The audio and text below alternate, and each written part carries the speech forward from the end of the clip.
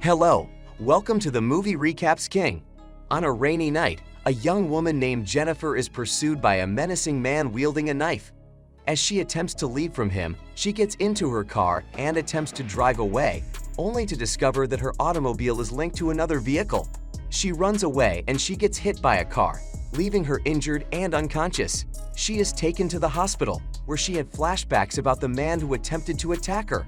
A man enters the hospital as she is being taken in for treatment. He introduces himself as Jennifer's husband, Russell Williams. Detective Frank Page then interrogates Russell about Jennifer's accident. Russell explains that his wife went grocery shopping that night. After Jennifer's surgery, he is taken to meet her. However, the doctor informs him that Jennifer awoke with amnesia, with no memory of the incident or her previous life. When he meets Jennifer, she has no memories of him or the accident. The detective questions the man who hit Jennifer at the police station and asks if he noticed anyone else in the area that night. He explains that a white pickup truck was using a winch to pull another car. When the ambulance arrived, it had disappeared. Document is certain that someone was present that night and that it was not a simple car accident. Russell returns to the hospital and gives Jennifer images from her life to help her remember everything. Jennifer inquires as to whether her parents called to check on her, and Russell informs her that her parents died in a fire 2 years ago. Jennifer gradually recovers from her injuries, undergoing rehabilitation with Russell's assistance. When she is given a document to sign, she is finally able to check out of the hospital. She has forget how to sign her name, and it felt strange when she does.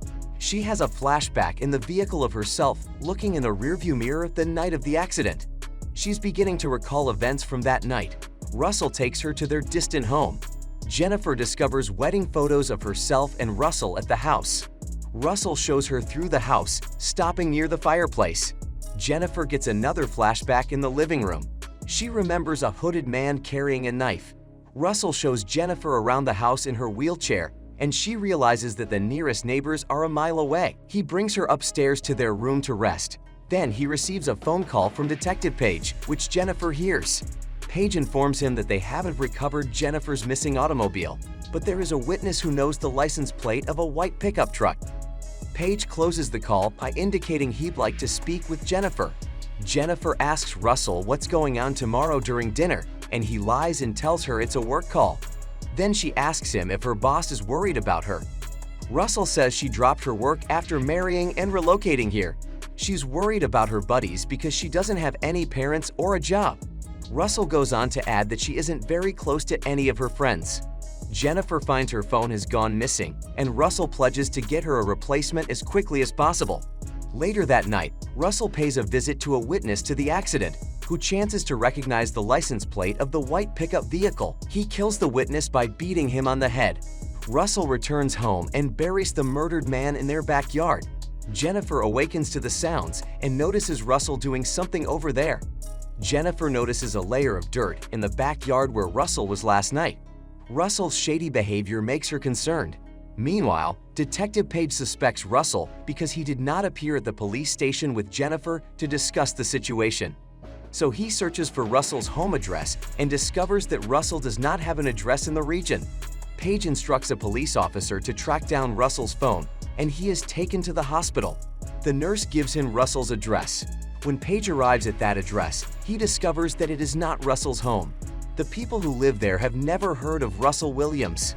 Detective Page becomes increasingly skeptical of Russell. When Jennifer realizes something, she searches through her photo albums.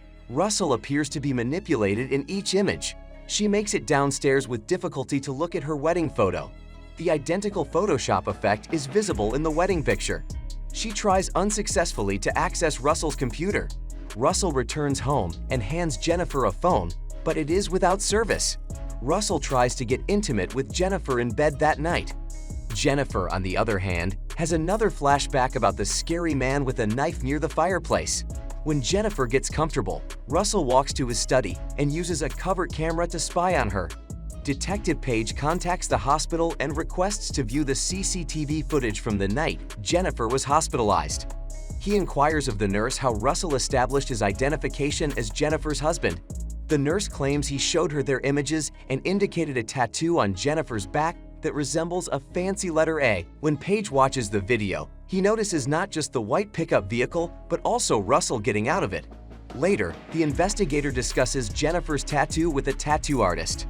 The tattoo artist recognizes it as a family crest related to the surname Allen. The detective searches the database for Jennifer Allen and discovers her parents' home address. When he arrives, the location has been abandoned. However, the detective discovers Jennifer's parents' rotting bodies. Russell leaves the house to go grocery shopping, closing the door behind him.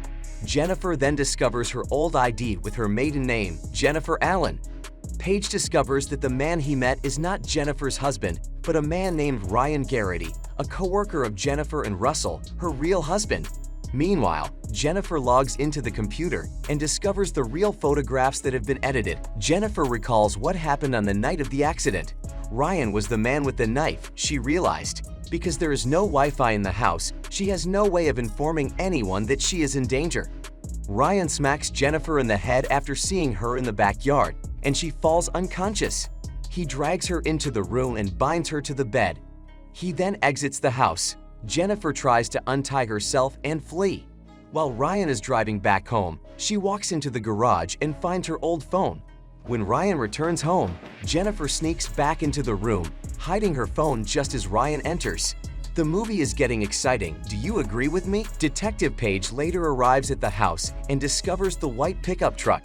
Ryan knocks Paige out and locks Jennifer in her room when she walks downstairs to plead for assistance. Ryan is shown to be a stalker with a crush, and he has been following Jennifer for quite some time, ever since they worked together. Ryan had murdered her parents and spouse. He was also planning to murder Jennifer, but now that she had lost her memory, he believed he could have her all to himself. That was his hidden passion.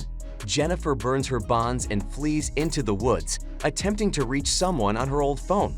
Ryan, equipped with a rifle, is on her tail. Paige then appears and engages in a brawl with Ryan in an attempt to disarm him.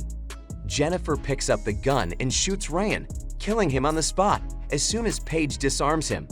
3 months after the event, Jennifer is seen reading a letter from her late husband. While she is driving, she hears Russell's voice reading the message to her and telling her how much he loves her.